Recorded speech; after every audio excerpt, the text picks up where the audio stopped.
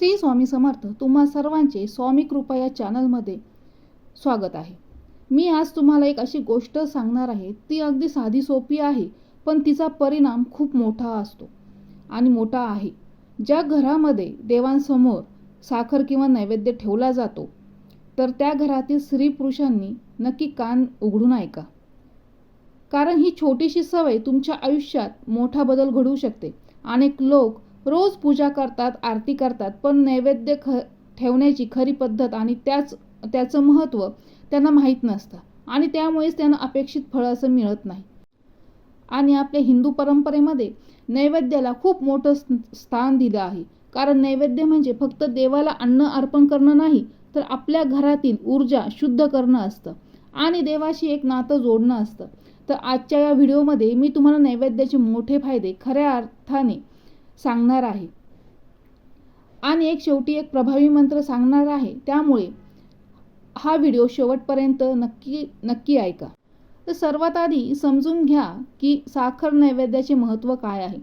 साखर म्हणजे गोडवा आणि ज्या घरात गोडवा असतो तिथे भांडण कमी होतात, प्रेम वाढतं आणि सुखशांती येते. म्हणूनच पूर्वीपासूनच आपल्या परंपरेमध्ये देवाला साखर आणि काहीतरी गोड नैवेद्य अर्पण करण्याची प्रथा आहे. तर आपण एक एक करून याचे फायदे पाहूया. तर पहिला फायदा म्हणजे संपत्तीची वाढ होते. ज्या घरामध्ये रोज देवासमोर साखर ठेवली जाते, त्या घरात लक्ष्मीचं आगमन होतं. तर अनेक लोकांनी हा अनुभव घेतला आहे की त्यांनी ही छोटीशी सवय सुरू केली आणि हळूहळू त्यांच्या घरात पैशाची अडचण कमी झाली. कारण जेव्हा देवाला आपण साखर अर्पण करतो, तेव्हा देव आपल्याला परत अनेक पटीने देत असतो.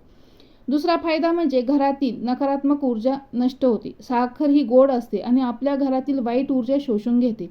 त्यामुळे घरात सकारात्मक वातावरण तयार होतं.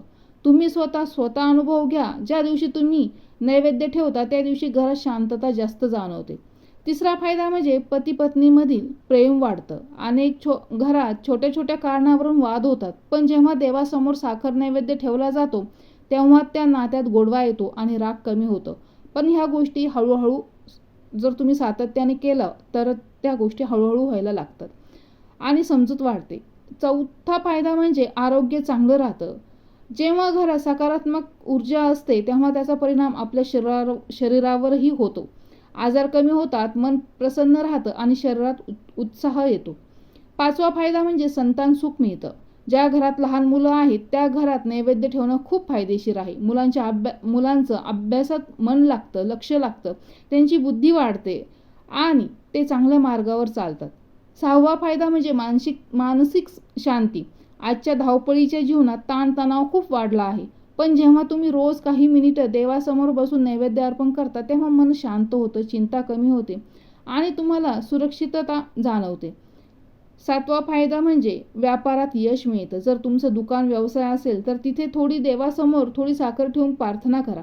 हळूहळू ग्राहक वाढतील आणि कामात प्रगती होईल. आठवा फायदा म्हणजे पितृदोष कमी होतो. आपल्या पूर्वजांची कृपा मिळते आणि घरात अडथळे कमी होतात. नववा फायदा म्हणजे भीती आणि नकारात्मक विचार दूर होतात. रात्री झोपताना मन शांत राहतं आणि घरात सुरक्षितता जाणवते.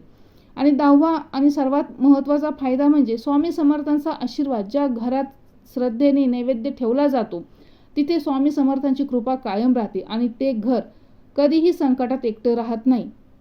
तर अशा प्रकारे हे फायदे होतात रोज देवासमोर थोडीशी साखर ठेवली तर. देवासमोर साखर ठेवण्यामागं काही वैज्ञानिक कारणंही समजून घेऊया.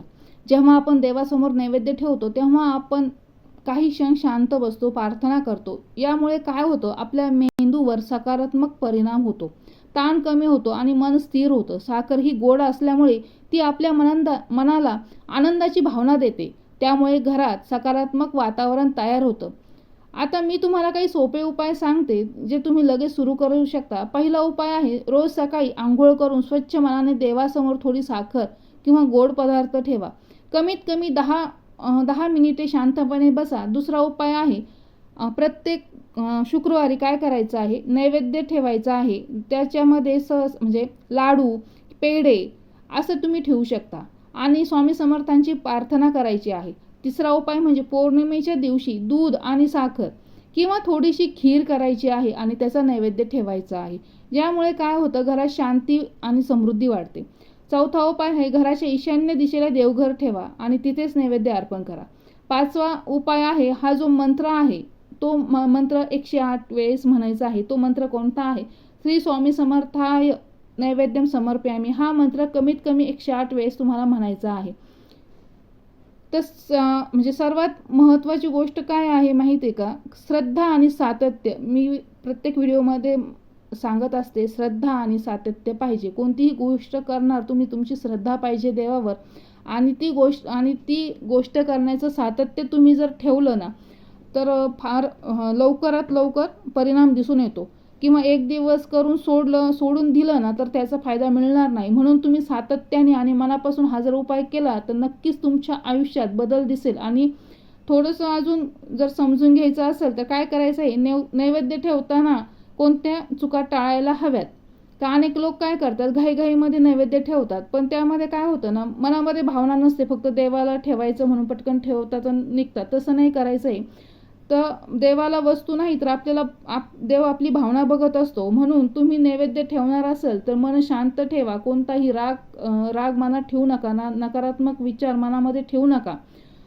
दुसरी महत्त्वाची गोष्ट म्हणजे नैवेद्य ठेवून लगेच उठू नका. 1 मिनिटं 2-3 मिनिटं निदान तिथं बसायचं आहे, त्या क्षणाचा अनुभव घ्यायचा आहे. आणि तिसरी गोष्ट म्हणजे काय करायचं आहे, स्वच्छतेकडे दुर्लक्ष करणं. म्हणजे स्वच्छता ठेवायची आहे. देवघर आणि नैवेद्य जिथे आपण ठेवणार आहे ती जागा नेहमी स्वच्छ ठेवायची आहे. आता शेवटी थोडीशी एक गोष्ट सांगते, ती खास आहे. जेव्हा तुम्ही नैवेद्य ठेवता तेव्हा मनामध्ये एक संकल्प करा की माझ्या घरात नेहमी सुख शांती आणि समृद्धी राहू दे. हा असा मनामध्ये संकल्प करायचा आहे देवघरामध्ये बसून. हा जो साधा सोपा संकल्प आहे ना, खूप शक्तिशाली आहे. नैवेद्य ठेवण्याची ही छोटीशी सवय तुम्ही सुरू केली आणि तुम्हाला ही सवय लागली तर तुम्हाला काय होईल, काही दिवसातच फरक जाणवेल. आणि स्वामी समर्थांची कृपा तुमच्यावर आणि तुमच्या कुटुंबावर शेवटपर्यंत राहील. कारण घराची खरी लक्ष्मी तुम्ही आहात आणि तुमच्या हातातच घराचं सुख आणि शांती समाधान आहे. तुम्ही जर ज्या भावनेने देवासमोर नैवेद्य ठेवता, म्हणजे घरातल्या गृहिणींनी ज्या भावनेने देवासमोर नैवेद्य ठेवता त्याच भावनेने ते घर भरून निघतं. म्हणून काय करायचं आहे, जेव्हा तुम्ही साखर किंवा गोड नैवेद्य देवाला अर्पण करता तेव्हा फक्त एक छोटीशी प्रार्थना नक्की करायची आहे की हे स्वामी महाराज, माझ्या घरात नेहमी प्रेम राहू दे. राग आणि वाद जे होतात ते दूर होऊ दे. माझ्या कुटुंबातील प्रत्येक जण आनंदी आणि निरोगी राहू दे. आणि बघा काय होईल, हळूहळू घरातील वातावरण बदलायला सुरुवात होईल. आणि काय होतं ना, आईच्या मनातून निघालेली जी प्रार्थना आहे ती खूप शक्तिशाली असते. म्हणून स्वामी समर्थ आईच्या भावनेला कधीही नकार देत नाही. म्हणून रोज 2 मिनिट स्वतःसाठी आणि आपल्या कुटुंबासाठी काढा आणि शांतपणे देवासमोर बसा आणि आपलं मन मोकळं करायचं. आपल्या मनामध्ये काय आहे त्याचं ओझं काय करायचं, हलकं करायचं आहे देवासमोर. आणि बघा तुमच्या मनाला एक वेगळी शांती मिळेल. शेवटी एवढंच सांगते की तुमच्या हातातच तुमचं घराचं भाग्य आहे. तर अशा प्रकारे हा साखरेच्या नैवेद्याची सुरुवात करायची आहे. किंवा तुम्ही करत असाल तर अतिउत्तम. तर फक्त त्याच्यामध्ये श्रद्धा आणि सातत्य ठेवायचं आहे. कारण की 1 दिवस करायचं, 2 दिवस करायचं आणि तिसऱ्या दिवशी सोडून द्यायचं असं काहीही करायचं नाहीये. नेहमी एखादी गोष्ट आपण जी करणार आहोत त्यामध्ये जर सातत्य ठेवलं तर हळूहळू आपले त्याचे परिणाम जाणवायला लागतात.